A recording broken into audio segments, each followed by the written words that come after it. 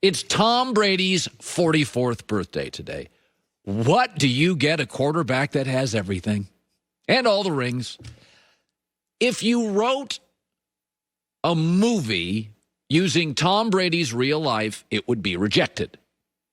It doesn't make any sense. It's fake. This is not the way it works. He doesn't drink a beer during the season. Think about Tom Brady's life. Tom Brady, great family, supportive family, close with his sister still, goes to college, great brand, and the coach doesn't believe in him and he can't start. The coach likes the other quarterback more than Brady, who occasionally sneaks in and gets starts and shows a resilience to come from behind in the fourth quarter at Michigan. That'll get him drafted. Yeah, it did. 199th player, 6th round. 7-8 other quarterbacks got picked. Almost all of them utter busts. He then goes to New England. He's backing up a great player, Drew Bledsoe. And he gets his first break, although it's odd. Bledsoe gets hurt. Weird injury, knocked out of bounds. He wins a Super Bowl in his first year as a starter. The hell? He then goes on to a 20-year dynasty that include the 2 greatest comeback wins in Super Bowl history. Along the way, he marries a supermodel and raises a beautiful family.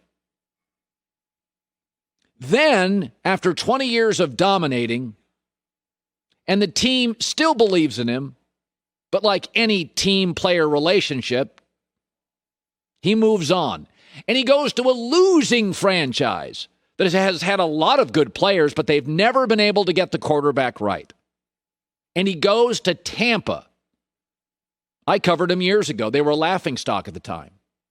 And he wins a Super Bowl in his first year. Wait, the story's not finished. Let's see. Let's make it even more dramatic. Let's throw a pandemic into the year he wins a Super Bowl so he can't practice. What? No, we reject that script. That is not a believable script. Nobody will believe that. He's also 6'4.5", handsome, apolitical, aging in reverse, humble, funny, joins social media, and he's hysterical. All right, here's the script. I mean, what about LeBron? Oh, come on. LeBron was the chosen one. What about Tiger Woods? He was on television at 3, putting it on the Mike Douglas show. This story is hard to wrap your arms around. Just consider this. The Michael Jordan documentary was great for a lot of reasons.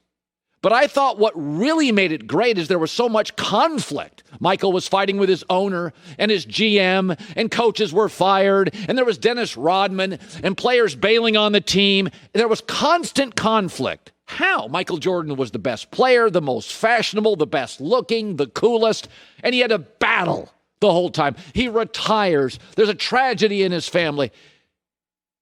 Tom Brady's documentary? There'd be no conflict. Episode 4, Belichick sort of seems to like Jimmy Garoppolo a little more than Tom. That's not going to get you 10 episodes. I mean, Deflategate, yeah, actually, Tom's been better since Deflategate. That was a con. That story's ridiculous. Tom Brady is so far ahead of any other quarterback. Think about this. You can go look at his numbers. In his 20s, just Tom Brady in his 20s, the numbers say he's a Hall of Famer. Tom Brady as a quarterback in his 30s is a Hall of Famer. Tom Brady celebrating his 44th birthday now in his 40s would be a Hall of Famer. In his 40s, he's 47-14, 2 Super Bowl rings, averages 31 touchdown, 9 picks, and has 9 playoff wins in his 40s. That's more than Drew Brees' entire career. That's how many playoff wins like Brees and Russell Wilson have in their careers. And did I say and add he's aging in reverse? I can't explain it either. There's literally memes and pictures all over the internet of Tom Brady. He looks now about the same age as Zach Wilson, the rookie quarterback for the New York Jets. Is it avocado ice cream Lack of alcohol, good naps, I can't explain it. But happy birthday to the greatest football player in the history of America's most popular sport. A life well lived that would be rejected as a movie script. So this is interesting. As I'm prone to do, I was driving home yesterday. And a lot of times I just turn on music. I try to escape a little bit from the day-to-day pressures of being America's honesty broker. So I'm listening to some Tom Petty driving home.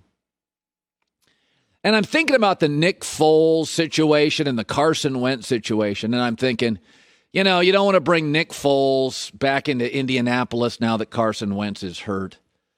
And I'm thinking to myself, the psychological stuff. And then I don't know, maybe it was the Tom Petty, maybe it was the drive. And I thought to myself, wait a minute. With Simone Biles, I will defend the anxiety and the stress of an Olympic athlete at 24, representing America, who's already highly decorated. The pressure of one routine. 4 years, 8 years. You heard me all last week. I'll defend athletes, many of them, for the psychological pressure and battles they face. But Carson Wentz is almost 30, closer to 30 than 20. He's been in this NFL now 6 years. And everybody in the NFL knows the game. Next man up. I think I'd call Nick Foles. The more I thought about it and listened to Tom Petty, the more I thought I would just, if I was the Colts, call Nick Foles, who's currently the third-string quarterback for the Chicago Bears. And if you've not heard Nick Foles, he was asked a question about this yesterday. I have never heard a quarterback publicly lobby for a job on another team like Nick Foles. He wants that Colts job. Howie Long once told me the NFL is a league of desperate people. That should include general managers and coaches. These are America's best jobs for executives and coaches. There's not many, and you get fired quickly. The Colts have to do what's good for the Colts. Jim Irsay has to do what's good for the Colts. So does Chris Ballard and Frank Reich. I'd feel bad for Carson Wentz, but let's be honest.